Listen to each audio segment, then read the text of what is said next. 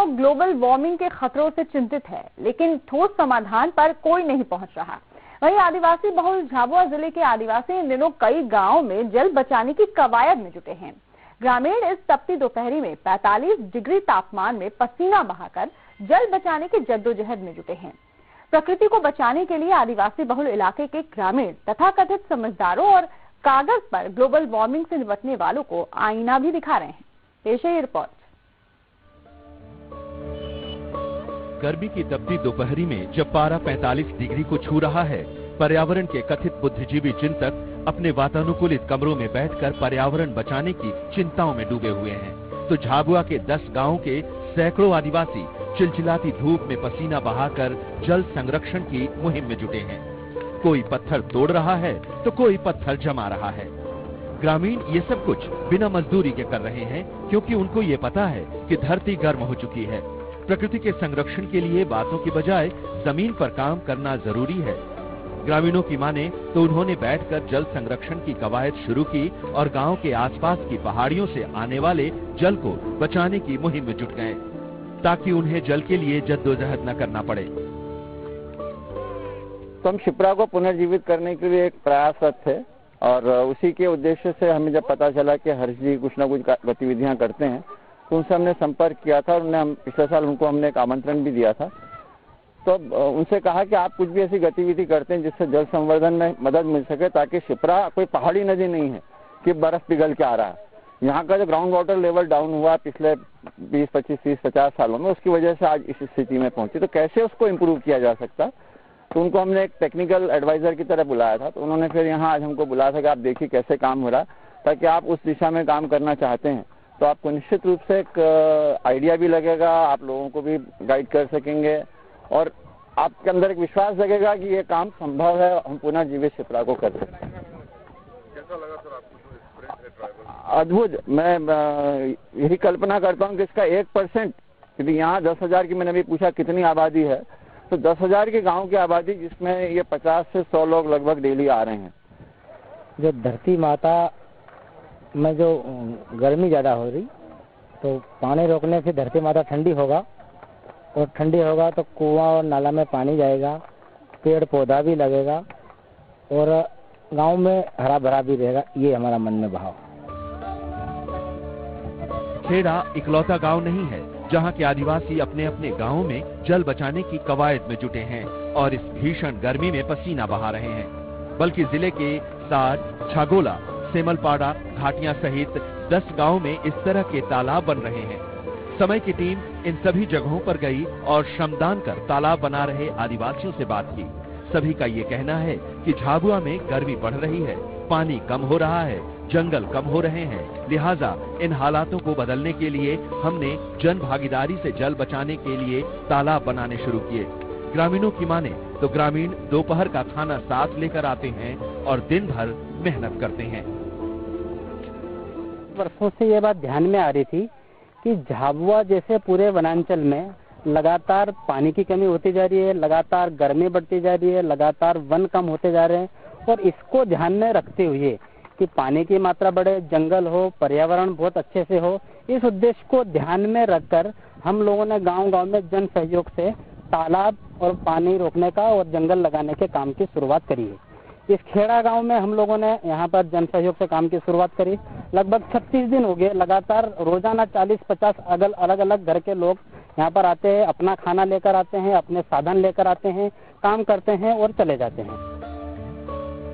जल बचाने की कवायद के बीच एक नई बात सामने आई, वो ये कि जो निर्माण इन आदिवासियों के पसीने से हो रहा है, उस तालाब को अगर कोई सरकारी एजेंसी बनाती तो शायद वो 1 से 1.25 करोड़ में बनाती, लेकिन ये तालाब आदिवासियों के श्रम और जन सहयोग से केवल 8 से 10 लाख रुपए में बन रहे हैं।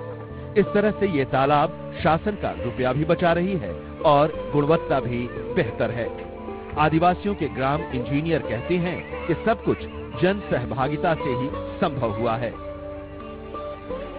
इसमें पडल से लेकर ऊपर तक काली मिट्टी 4000 ट्राली और दोनों साइड में मुरम गिट्टी सब मिला के 6000 ट्राली और उसके बाद में 2 टैंकर टैंकर के लगे, रोजाना 10 टैंकर डले काली मिट्टी में। और इस प्रकार से सामूहिक श्रमदान में हमने सब गांव के लोगों ने मिलकर 10 लाख में इसका निर्माण पूरा किया। इस तालाब का निर्माण सरकार से अगर किया जाता तो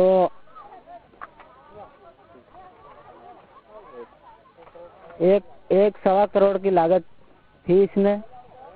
हमने सबने मिलकर श्रमदान में कम से कम मात्रा में इसका निर्माण पूरा किया।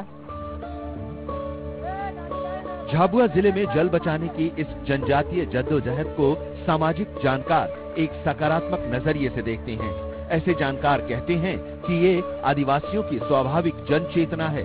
इस जन चेतना में ग्लोबल वार्मिंग से निपटने के उपाय निहित हैं। जानकारों का ये भी कहना है कि आदिवासियों की जन चेतना पूरे देश को सीख देती है।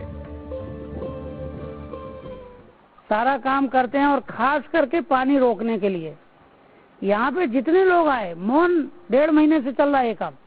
खेड़ा में, सागोला में, साड़ में 45 दिन हो गए इसको, और 45 दिन से सुबह से 7 बजे से लेके शाम को 7 बजे तक घर घर से रोटी इकट्ठी आती है। एक उत्साह उमंग रहता है, मिलके खाते हैं। कई लोग तो गेहूं लाके इकट्ठा करके रख गए। तो ये सामाजिक चेतना थी जिसका प्रकट रूप दिख रहा है छोटे रूप में।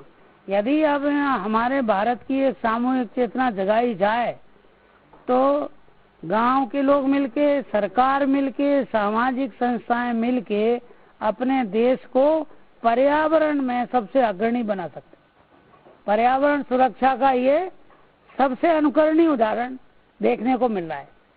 ये ग्लोबल वार्मिंग की समस्या का हल है जो सामाजिक चेतना के रूप में ग्रामीण पुरुष, महिला, बच्चे सब में प्रकट होकर दिख रहा है। ये उनकी परंपराओं में भी है। झाबुआ के आदिवासियों के जल संरक्षण के इस प्रयास के बारे में सामाजिक कार्यकर्ता ये भी मानते हैं कि ग्लोबल वार्मिंग को ग्रामीण समझते हैं और तालाब उनकी लोक संस्कृति का हिस्सा है। प्रकृति के इस संकट को आदिवासी अच्छी तरह समझते हैं, इसलिए वो तालाब बना रहे हैं और इस तरह का श्रमदान उनकी लोक संस्कृति का हिस्सा है। वो मूल रूप से लोक संस्कृति को जानते हैं और लोक में रहते हैं। यदि वो इस चीज को समझ रहे हैं तो बहुत बड़ी बात है। दुनिया में और विश्व में जल की कमी हो रही है, इस चीज को सबसे पहले उन्होंने समझा है। प्रकृति को जोड़कर और प्रकृति की त्रास को उन्होंने समझा है और सामूहिक रूप से श्रम दान करके और बहुत कम लागत में यदि वो तालाब बनाए हैं तो ये एक मिसाल है। झाबुआ के लिए गौरव की बात है और देश के लिए गौरव की बात है। दुनिया भर के राष्ट्र और पर्यावरण चिंतक ग्लोबल वार्मिंग को लेकर दशकों से सिर्फ चिंताएं जता रहे हैं। उससे उलट झाबुआ के ये आदिवासी मई की तपती दोपहरी में पसीना बहाकर दुनिया भर को ये संदेश दे रहे हैं कि उनके तरीकों को अपनाए बगैर पर्यावरण को बचाना असंभव है। झाबुआ के आदिवासियों का ये जोश और जुनून जो कि अपनी प्रकृति और पर्यावरण को बचाने के लिए है वो काबिले तारीफ है। लोग बाहर से इसे देखने भी आ रहे हैं। सवाल ये है कि जो शहरी इलाके हैं जो ज्यादा पानी का इस्तेमाल करते हैं, क्या वो इस तरीके के तरीकों को अपनाएंगे? समय के लिए झाबुआ से चंद्रभान सिंह भदौरिया। इसी के साथ समय स्पेशल में इतना ही। ताजा तरीन खबरों के लिए आप